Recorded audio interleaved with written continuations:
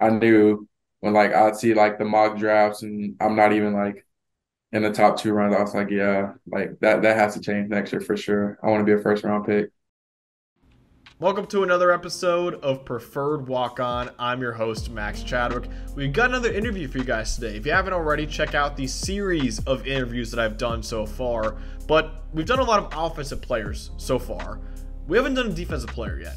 That's going to change right now with Illinois interior defensive lineman Jer'Zhan Newton, who, for my money, is the best returning defensive tackle in college football. He was a second-team All-American this past season. He led all Power 5 interior defensive linemen in pressures. He also tied for the most tackles for loss or no gain among all defensive tackles in the country. And he told me in this interview that one of the reasons why he came back to Illinois was to become a first-round pick. And as of right now, I think he will end up being a first-round pick in 2024. He went number 11 overall in my 2024 NFL mock draft, my way too early one, so go check it out if you haven't already. And as always, check out the feature article I did on Jer'Zhan Newton at pff.com. And again, major thanks to the executive producer of the show, also the head of creative content and communications at PFF, Dave Sofaro, sets up every single one of these interviews, and more superstars are coming down the pipeline too. So make sure you subscribe to this channel. But without further ado, here he is, Illinois interior defensive lineman, Jer'Zhan Newton. I kind of want to frame this story, if it's all right with you, kind of like an underdog kind of story, where you Yeah, for weren't sure. celebrated out of high school. Illinois wasn't really talked about, at all either. So whenever Mhm. you're good to go, I'm all good to go. All right. Uh, Out of high school, I wasn't highly recruited, but like I had a lot of Florida type offers. I feel like I've always been like the underdog because of my size. Like a lot of guys that like were highly recruited way before me. But I mean, I never like got frustrated. I always just like I knew my time would come someday. In college, is no like good or bad. I mean, it's either going to dominate or you're just going to be like an average player. And I feel like last year, like I dominated the game to the point where like my name could be recognized at a high level. So I'm just thankful for everything. I still feel like last year I was kind of an underdog, but like I know this year I'll probably be like one of the best players, and like I'm coming to be the best, honestly, in the draft class. I love that, man. And so let's go back all the way, man. What made you decide on Illinois when you were coming out of high school? Uh, Really the coaching staff. I mean, our D-line coach at the time, Coach Clark, he took a job in the NFL, but like I knew the D-line here, like everybody here was family. Even like Coach B, our team phrase is family with two L's. But like even before then, like I felt like home here. We got a lot of people from Florida. I'm from Florida, so like I just felt like I was home. I could relate to them on a lot of things. Lovey Smith was a really cool guy outside of football. Like he came to see me play in one of my high school football games in college, and like I think that sealed the deal. Him coming to my playoff game, like no other coach did that. So him taking this time out just like really meant a lot to me personally. So you mentioned before how you weren't highly ranked. Like you were outside the top 1,000 recruits, which looking back now is hilarious. Like, did you Yeah. feel like you were like disrespected in high school in that whole recruiting process and all the stars and all that you got coming out of high school? Yeah, I always felt like I knew I was better than like a lot of the people, but like I never took it to heart. I mean, I just wanted the opportunity to play like Power Five college football. Like I know if I got the opportunity, my talents to show eventually. So like I never took it to heart, but like I knew at the time I was like, I know I got to be better than like a lot of these people. I never went to a lot of camps though, so like I know like camps in high school plays a lot in like the recruiting process, but I feel like if my film was good enough, I'd get offers off of that rather than going to a camp. I mean, again, going into this season, man, you're still kind of a relative unknown, where you kind of had this massive breakout year. Did you have a feeling like maybe coming into the summer of last year, did you feel like, hey, I'm about to put the whole country on notice this year? Yeah, like ever since I was in like elementary, I always saw people like doing three and out. So like my thing was when I went to college, I wanted to go three and out. I mean, that didn't go as I planned it to be, but at the same time, like I had a breakout year. So like I was happy. I was satisfied with the year that I had, but I knew I could have did way better. like improved on a lot of things to like improve my draft stock. And this season I'll just have to show everybody. And that's scary that you think you can improve on this last year because that I don't know how much more you can do that, man. But Yeah, for I mean, sure. Illinois, like man, not only were you an underdog, Illinois is kind of an underdog too. You guys have just had your best year in 15 seasons. Did you all kind of know coming into 2022 that like, hey, this season, we could be something special? Yeah, like I mean, we had the athletes as you can see, Spoon, Sid, Quan, everybody on our offense, the defense. Like we got the players and like with the new coaching staff, Coach B coming from the NFL with that experience, he coached for the Patriots. So like I feel like everything he has is just like that winning mentality and it's like forced into like all of the coaches. So like everybody has that winning mentality that we're going to go in and win and dominate, be the most physical team on the field. So like that was just installed into all of our players and coming into that season, like I honestly felt like we'll go undefeated. But I mean we came up short a couple of games, but this year hopefully we could get that undefeated season. I love that, man. So like how weird is it now? Like so obviously you enjoy being the underdog, but how weird is it now that you go from an underrated recruit to an underrated college football player to now all of a sudden you talked about as the best defensive maybe player in the country. How weird is it going from that underdog mentality and do you still keep that underdog mentality even though people are talking about you as the best of the best? Until I feel like until I'm like a first round draft pick, I'm gonna have that underdog mentality. Like it's just like installed into me. I mean, I haven't made it yet, so I'm fighting every day, like to get my respect from a lot of people. And like even when I do make it to the NFL, I'll be an underdog as a rookie in the season. So I just feel like the grind never stops, honestly, until like I'm down as like one of the greatest ever, I love that, man. for sure. So the big thing I wanted to ask you, man, was like I know you said you wanted to improve your draft stock, but you were a second team All American this Yeah. past year. A lot of people who were looking at your position, they would say, "Hey, that's as good as I can do. I'm going to bolt for the NFL, go to the draft." What made you think I'm not done yet, man? I can come back and even be even better next year.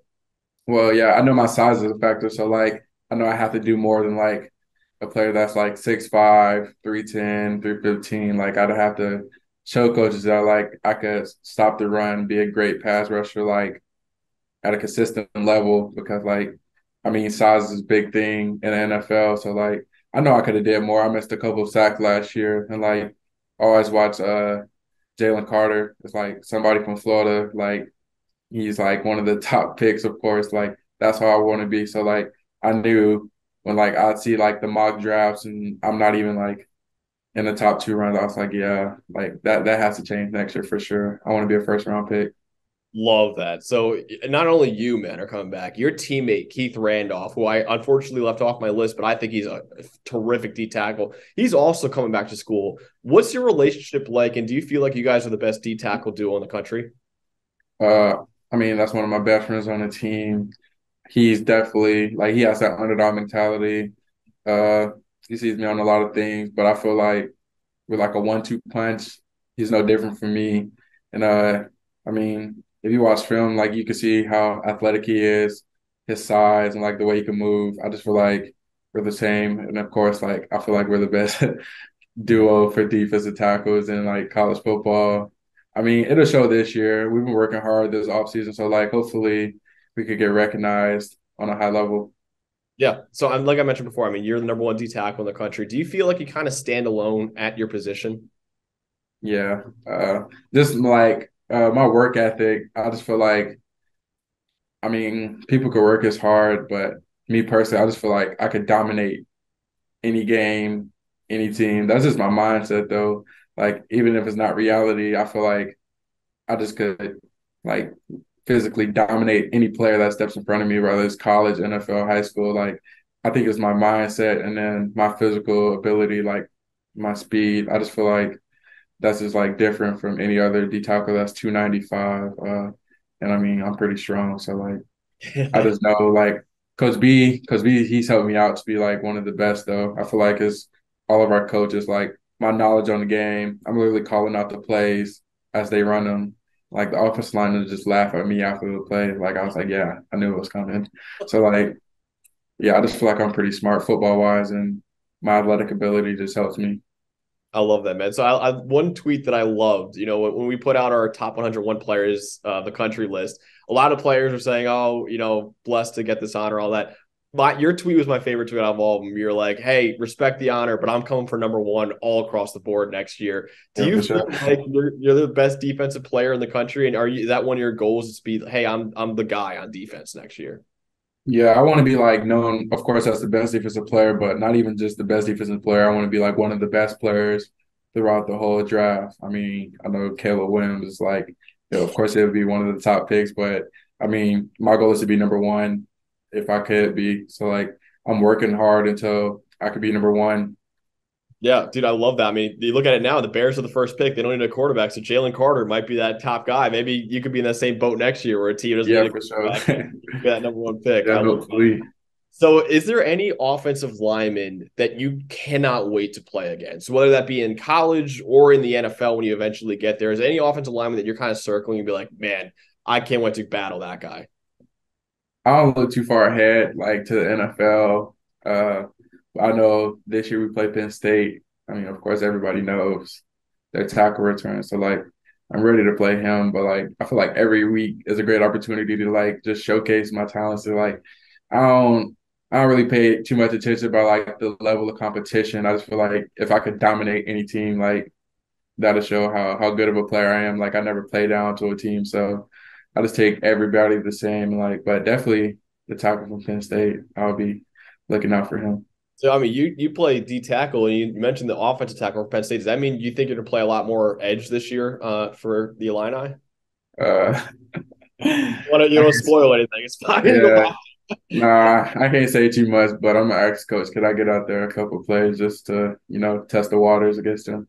I love that, man. So I mean, forget going against guys in the future. Is there any offensive lineman that you've gone against in college or even high school that they gave you the most fits and you think you've had the best battles against? Michigan, last year, Michigan had a really good line. They were like sound across the board. I got great respect for them. I mean, Minnesota had a great O line. A lot of the teams we play have a great O line, just like their chemistry. I mean, again, like for my team physically, I feel like Isaiah Adams is a Mhm. really great offensive lineman, and we have an offensive lineman in the NFL. His name is Kendrick Green. Like I feel like he was one of the like best offensive linemen I've ever went against. Like just not me being biased to my teammates, but Kendrick Green was like really a dominant player. But like we have an upcoming guard named Xylon Mhm. Chrysler. So I feel like those guys, they're pretty athletic and like they're huge 6'6", 320. So like going against them like with the same athleticism as me is like always a challenge. Yeah, I love that. I mean, your best competition is in practice. That makes it a lot easier Yeah, for you for on sure. Saturdays, honestly. Mhm. So what are your ultimate goals, man, for both this season as and beyond, both for you personally and for the team as well? For me personally, like I said, I want to be number one. Like I want to show that I could be number one. Uh, Probably want to break a sack record, but like the ultimate goal is to win every game. So like I'm gonna try to get in Coach Ear to get me on offense a little bit, so I could block and play fullback. But like winning is my biggest goal. I feel like the more you win as a team, the more every player will get recognized at Mhm. like a higher level. So like if our team's ranked top 10, like I got to be doing something right at that point. So I just feel like doing my job will help everybody doing their job will get like will help everybody else get recognized. So for sure. But like I said, I want to be the number one pick in the draft. That's my ultimate goal. But I Oh want yeah. to take the team to the national championship too. That sounds like a pretty good year next year, honestly, if you guys For do all sure. that. You mentioned offense. Do you have like a touchdown celebration in mind? If Bielema maybe gives you a handoff on the 1 yard line? Not yet, but I'll probably just go run to the sideline and keep the ball for sure. I got to make one up though. Probably Yeah, gritty. all to mom and dad and everything. I love that. So, is there Yeah. anyone in the NFL that you kind of model your game after, and you watch, or even in college that you watch on Saturdays or Sundays, and you say, "Hey, maybe I could take some of his game, put it into my game." Is there anyone that you model your game after, anyone that you think you play a lot like too? Uh, Always watch the Falcons. So like, Garrett Drip, like Garrett. Yep. Yeah, he's great. Yeah, yeah, he's. I love him. Like this past season, like I always watch him a lot. Like whenever we're in here in the building on Sundays, like whenever I get a chance to watch the NFL games, like I always make sure I I watch his highlights, of course, like everybody watches Aaron Donald, but like just me being from Florida, like before my game, before every game, I watch like Warren Sapp highlights of him Mm. at Miami, him dominating, and like him at the Bucks. So like I grew up like 20 minutes away from Tampa, so like I know a lot about Warren Sapp and like just him dominating. I always watch his highlights. Yeah. Yeah. Like Gray Jarrett's another undersized D tackle too, who made a really good name for himself in the league. I mean, yeah, you definitely play a lot like him, I think. So I mean, you mentioned trying to be a high draft pick. You have a teammate, Devin Witherspoon, who's going to be like a top 10 pick probably in this draft. What's your relationship like, and what do you think about Spoon that makes him so special?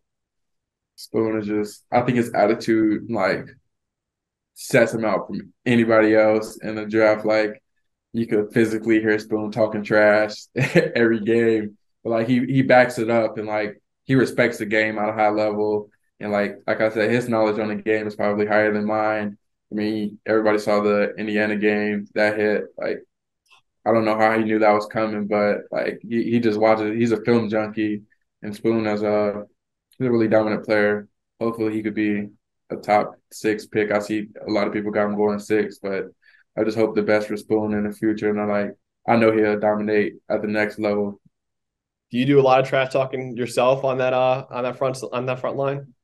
I'm really like a quiet person until another team starts talking trash. That's when I'll get the trash talking for sure.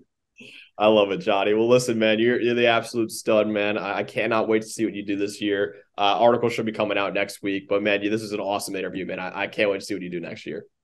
All right, I appreciate it, Max.